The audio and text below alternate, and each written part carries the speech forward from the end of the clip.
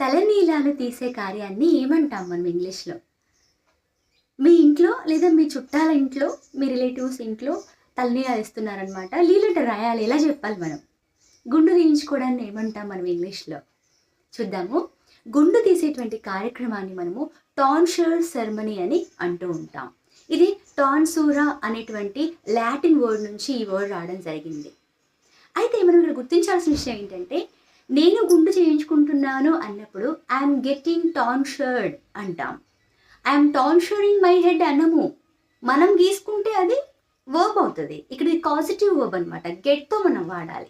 అందుకే I'm getting టాన్షర్డ్. నేను చేయించుకుంటూ ఉన్నాను. మరి ఆయన చేయించుకుంటున్నాడంటే ఏం చెప్పాలి?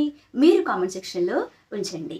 అలాగే డూ ఫ్యామిలీకి టాన్షర్ వస్తుంది. డస్ ఫ్యామిలీకి టాన్షర్స్ వస్తుంది. ఓకేనా ఫ్రెండ్స్? నచ్చితే లైక్ చేయండి. ఫ్రెండ్స్‌కి కూడా షేర్ చేయండి. Thank you so much for watching. Bye.